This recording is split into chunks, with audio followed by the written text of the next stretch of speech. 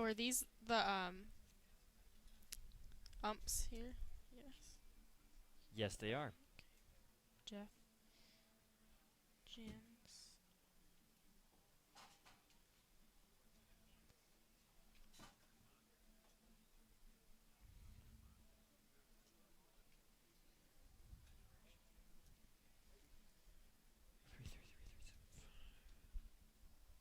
Three, three, three, three, seven.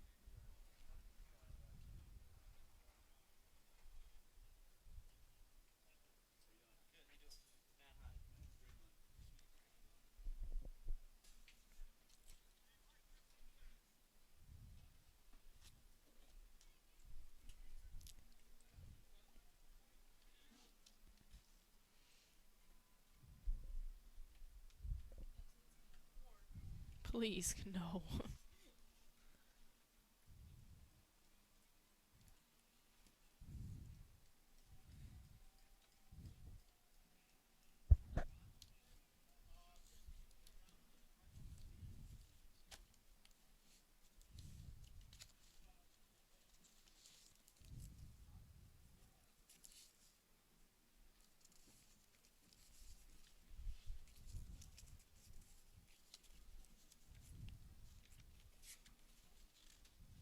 So last time they went live without telling us. So Okay.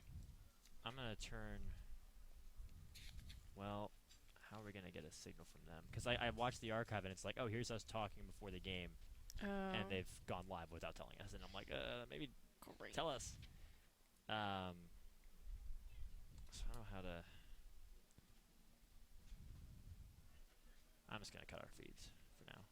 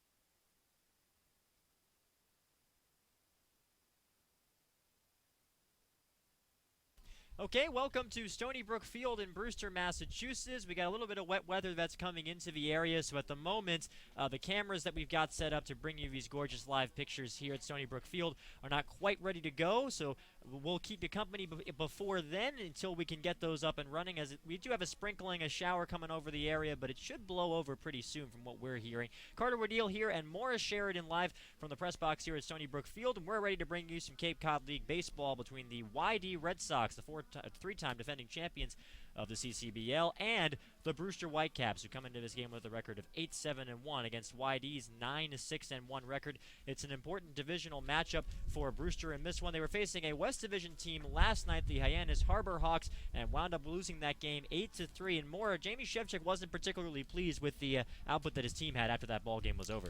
Absolutely. It was just, as we were talking about, one of those losses where nothing was really going right. The only, I think, bright spot was Ryan Avendano's pitching. He came in relief, only led up 2 earned runs. So, that's something that Shevchik can be happy about, but really just not a great offensive performance from the team. And then also just Jonathan Stever did not get start out to a good start there as his first start in a Whitecaps uniform. So not the best game ever, but as he always says, you got to move on, have a short memory in baseball. And Jamie Shevchik, another thing that he likes to talk about is the importance of divisional games as they're up against a divisional opponent here. So far this season, Brewster is 4-1-1 against the East. They're also 6-2 counting last night's game here at Stony Brook Field. And the Whitecaps starting lineup, we'll give you the YD Red Sox lineup first, the visiting team. They'll be coming up first, so let's get you set on who they'll be trotting out. Nico Horner will be leading things off. He will be playing second base. Kyle Isbell is the center fielder hitting second. The 3-hitter will be Alex McKenna playing right field for the Red Sox today. Alfonso Rivas is the cleanup hitter playing first base. Drew Mendoza will hit fifth and play third. Carlos Cortez, the South Carolina Gamecock, is in left field and batting sixth. Cole Cottom out of Kentucky will be doing the catching and playing in the seventh position tonight. Carter Ferris is the DH for YD, batting eighth, and rounding out the Red Sox order is the shortstop Christian Koss. And they'll be going up against the starter Joe Molitier, who Jamie Shevchik will be trotting out. For a little bit more on him, let's send it over to Aiden Doyle, the third member of our crew. Aiden?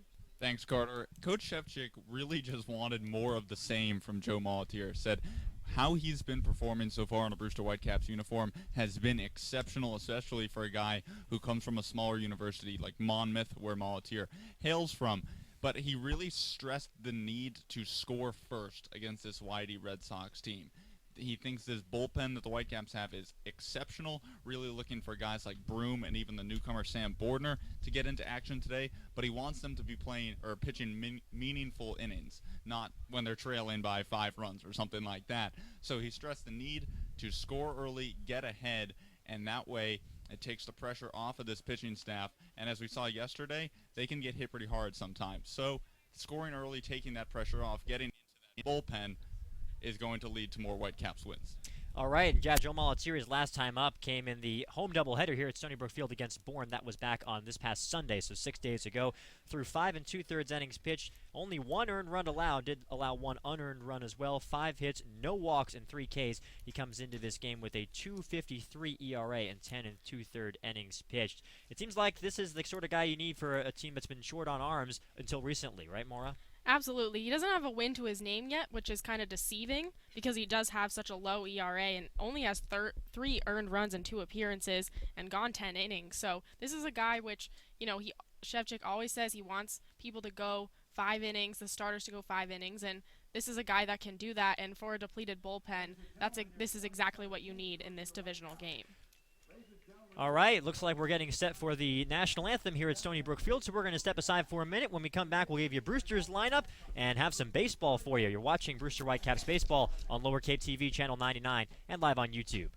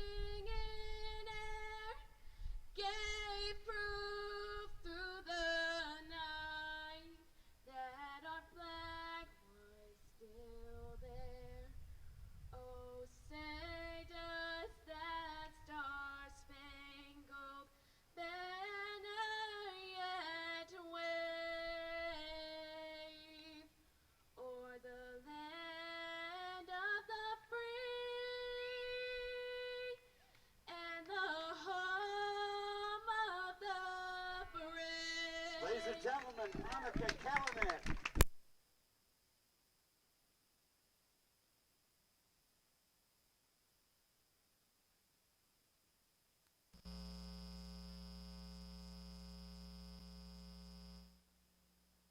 Welcome back to Stony Brook Field. As you mentioned before, trying to get those cameras and those images up for you, but we got audio for now, and let's run down the home team's lineup, shall we? Brewster will be trotting out the following 9 to face John Rooney, the starter out of Hofstra for the Red Sox in this ball game.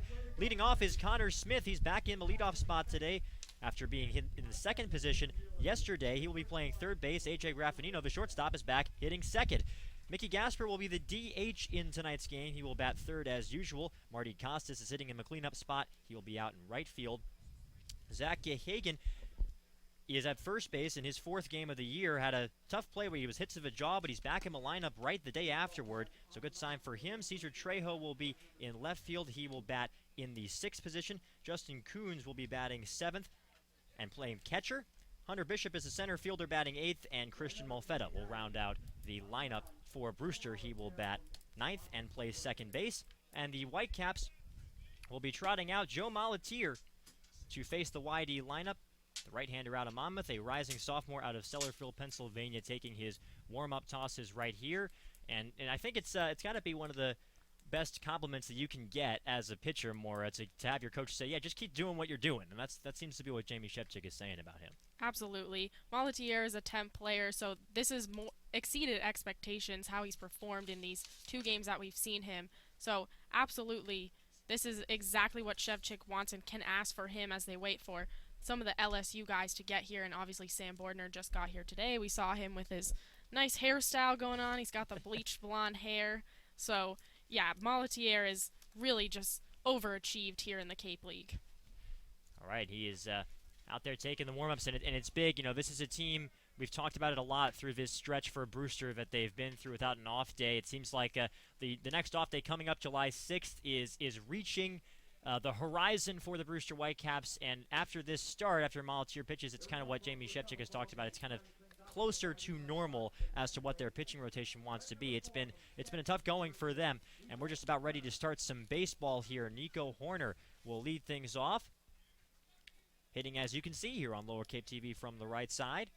Horner playing second base for Scott Pickler's Yarmouth Dennetts Red Sox, coming into the season with a .339 average, 2 home runs and 10 runs driven in. And he will dig in against Molatier, and we are ready for some baseball here at Stony Brook Field. Here comes the first pitch. And it's in there for a strike at the letters, so says home plate umpire Jeff Merzel. He is joined by Jeff January over at first base and Richard Cacciatorne at third. Here comes the 0-1. Hit high in the air, right field. Moving to his right is Marty Costas, coming on just a little bit, and he does make the catch out there in right field to put away Horner for out number 1. Why don't you get you set on the Brewster Whitecaps defense for this affair? We already saw Marty Costas out there making that nice play out in right field to retire Nico Horner. He is joined in the Brewster Whitecaps outfield by Cesar Trejo in left and Hunter Bishop in center. The infield is Smith at third, Graffinino at shortstop, Christian Molfetta is at second, Zach Gehagen at first, and Justin Coons will be doing the catching of Joe Molatier with Gasper, the DH today. And the pitch is taken low for a ball to Kyle Isbell, who's ahead in the count 1-0. Isbell on his season .304 with 1 home run and 11 runs driven in, a .333 on base percentage, and that one skips in the dirt for Molatier, so quickly behind him. A count 2-0 is the rising sophomore out of Monmouth. Isbell from the Rebels of UNLV. 290 this spring. Hits that one hard down the right field line. It goes foul. And the count is 2-1 on Isbell. These two teams, when last they met, played quite an exciting ball game. It was a 7-7 tie in South Yarmouth. Brewster trailed 7-1 in that game after 4 innings and wound up coming back to even the score. Here comes the 2-1. It's a breaking ball, a chopper down the first base line, and it will trickle foul. And the count is even now. 2 balls and 2 strikes on Isbell.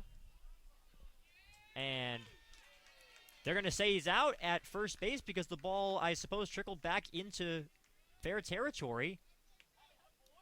Well, them's the rules. If the baseball comes back, even if it goes foul, but as long as it gets back fair before it reaches the bag, it's in fair territory and you can get the guy out, and that's what appears to have happened here, Maura. Well, that's a good job by Joe Malatier just following that ball. I mean, he didn't give up on it, didn't just pick it up before. I mean, that was a smart play by him. As you can see, his teammates very happy with that choice right there, but definitely an odd one. It seemed like nobody thought, especially Isbell, that that was anything but foul. So the pitch of a three-hitter, McKenna is swung on and missed to make the count 0-1. That's one of the stranger plays you'll see, but you're right, Maura. You got to give a ton of credit to the Whitecap hurler for staying on that. So there are two away here in the top of the first inning of the scoreless game. The 0-1 misses outside. Makes the count 1-1 on McKenna. Alex so far this season is hitting .326 with no home runs and 5 runs driven in. Gets on base about 37% of the time. And here comes the 1-1. Dropped in there for a strike to make the count 1-2. Always something interesting to look at is how these Whitecaps pitchers are dealing with the breaking ball versus the fastball. After that 7-1 loss in Falmouth where Brewster surrendered 4 homers, Jamie Shevchik said maybe they need to trust their heaters a little bit more. Here comes the 1-2. Hit high in the air off of a fastball to the right side and foul. And the count remains 1-2 on McKenna. McKenna hails from Cal Poly, originally from Canyon Country, California.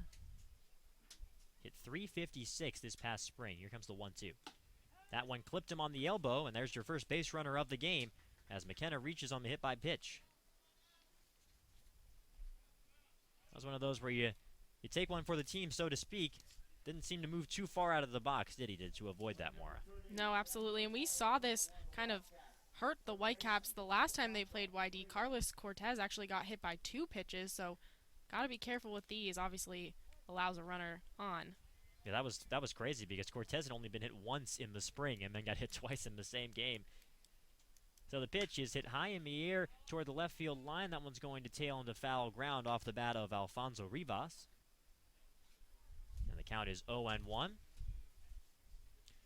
Rivas, if you look at his college numbers, they're probably one of the more eye-popping stat lines that you're going to find on this Red Sox team. Hit .371 in 58 games, 7 home runs, and walked more than he struck out. 39 walks and 36 Ks. Here's the 0-1. Check swing on a pitch that was a called strike anyway. So that makes it 0-2. But so far this season, the batting average still below the Mendoza line here on the Cape for Rivas. Just hitting .184 with no home runs and 2 runs driven in. And is still waiting on that first walk of the Cape League season. Malatier holding the set with the runner on first and 2 out. It's a scoreless game, top of the first. The pitch misses outside. And that makes the count 1-2. And so far for Rivas, it's just about being able to make some hard contact. If you look at the website, and fans can look at this too over on Point Streak, that the league statistician Chris Toms does a great job of putting together. He has 30 balls in play this year. Only one of them was a hard line drive. Here comes the 1-2. And that just missed off the outside corner. They're going to see if he went, and he didn't. So that makes the count 2 balls and 2 strikes on Rivas. And that's something we've seen. We talked about that with a lot of Whitecaps players, more about guys who are still adjusting to the wood bat, still trying to get on top of it. A lot of those pitches that wind up getting put in play by Rivas so far are fly balls the opposite way, out to left field. If you look at his spray chart. Here comes the 2-2. Runner's going, and it's swung on and missed him a dirt, and that will retire the side. So Rivas goes down on strikes. Malatier's first strikeout of the game, and we're through a half inning of play for the Red Sox in that top of the first inning. No runs, no hits, and they do leave 1 runner on. At the end of a half, it's YD nothing, and Brewster coming to bat. You're watching Brewster Whitecaps baseball on Lower Cape TV, channel 99, and live on YouTube.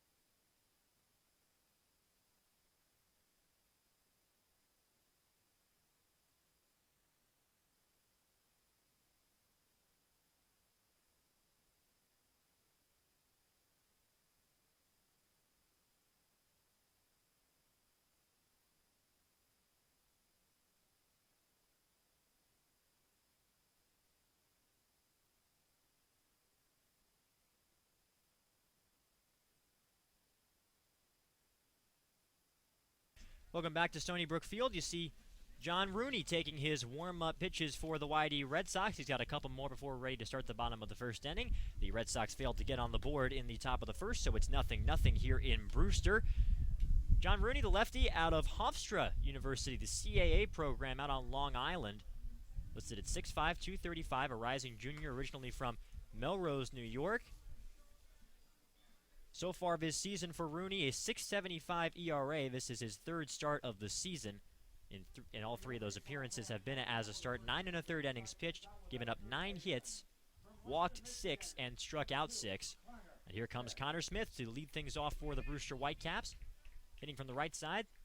We're talking about hard contact this past half inning. Smith has done an excellent job of hitting the ball hard so far this year for Brewster. The pitch just misses up. Ever since he's gotten kind of bumped back into the top of the lineup rotation on Jamie Shevchik's lineup card, we've seen a lot of hard hit singles from him. Still no extra base hits, but the pitch, that's in there for a strike at the knees to make the count 1 ball and 1 strike. But so far, he's been a terrific table setter in these past couple of games for Brewster. 1-1. There's another strike at the knees. Good location here from John Rooney with that fastball. It'll be low-ish 90s, 89 to 92 is where it'll typically sit. And he's got a couple different breaking pitches that he likes to use. Here's the 1-2. It's hit through the middle, a dribbler over toward the second base bag. Fielded over there by second by Horner. They throw to first base, but it won't be in time. Smith just too fast for a ground ball that was hit that slowly. So an infield single for Connor Smith. And he's already got 4 stolen bases on the season, so a threat to run it once again as Graffinino digs in. Mentioned those breaking pitches that Rooney has. He's got your typical 12-6 curveball that'll break down. Usually tries to just put it down and get some swings and misses with it. And then he's got a more slurvy bender that so far has been probably his most effective pitch this season.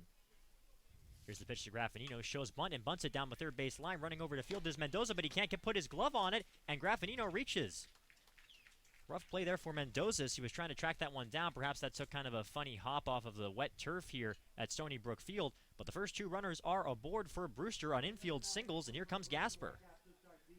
Well, I think he was just a little bit ahead of himself there, already looking to make the throw before he even had the ball in his hands. But also, the field is probably a little wet because it did rain just a couple of minutes ago, so that might be a factor there. But also, A.J. Graffinino very fast, so even if he had gotten, who knows if he would have been able to get him out.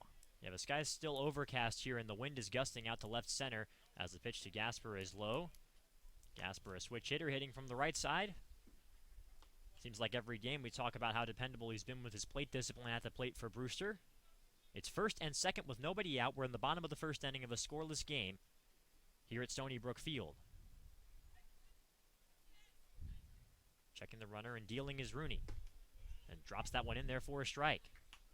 That was that slurvy breaking pitch for him. One of the weaknesses, I was talking to some of the folks on the YD Red Sox broadcast crew before the game, and they told me that one thing that he can run into trouble with is when he leaves that breaking ball up. He can be susceptible to giving up a lot of hard contact when that happens. Here comes the 1-1. And that was a breaking ball left up above the zone. So 2-1 now, the count on Mickey Gasper. Gasper's stat line this season speaks for itself, hitting .367 on the year, a .477 on base percentage, 3 homers, 17 runs driven in, and 4 doubles, all of which lead the Whitecaps this year. Here comes the 2-1 pitch. It's hit hard to the right side, and it's going to get into right field for a base hit. Smith is being waved home from third base. The throw is going to come into third as Graffinino is charging in there, and Graffinino is out at third base. So it's an RBI single for Gasper, but Graffinino, trying to stretch out that play, is tagged out at third. And either way, it's 1-0 Whitecaps now. Well, we've seen that a couple times from Graffinino this year. I think 3 on the year he's gotten picked off, just trying to stretch out plays that maybe aren't necessarily something he should be doing. But again, you got to like the aggression. He's always going to go for it no matter what. And he does have wheels, so. That is Gasper's 18th RBI of the season. He's now just within 1 of the league lead, which is held by Marty Bikina of the Commodores, who's sitting pretty at 19 right now. So runner on first base and 1 out for Costas. And Costas takes a pitch low to start things off for him. 1-0 the count. You were talking about that, Maura. It's something that you have to kind of admire, but also wonder if he can work on it for Graffinino with his base running. You love a guy who's aggressive. and isn't afraid to make big moves if the 1-0 pitch is swung on and missed. Looked like he left that one in the zone a little bit, but Costas wasn't ready, I don't think, for the breaking ball. Makes the count 1-1 on the Brewster right fielder. But we've seen, as you mentioned, a few of plays like that. He's gotten caught stealing twice. He's been picked off a couple of times. Runner on first base, 1 out. The 1-1 pitch, swing and a miss, and a ball in the dirt to make the count 1-2 on Costas. Costas hitting just 172 on the year, but that's a deceptive average. He's got a 359 on base percentage and also a pair of home runs, including a walk-off blast here at Stony Brook Field about a week ago. As they'll check Gasper over there at first base. He does have a stolen base to his name on the Cape this season. It's not someone to totally overlook at first. For a catcher by trade, does have some pretty good speed. 1-2 the count. Holding the set is the lefty Rooney and deals. Swing and a miss on a breaking ball. That was that sweeping curve there from Rooney. And a steady diet of breaking pitches there against Costas winds up getting Rooney his first strikeout. So now that'll bring up Zach Gehagen, who will dig in for Brewster.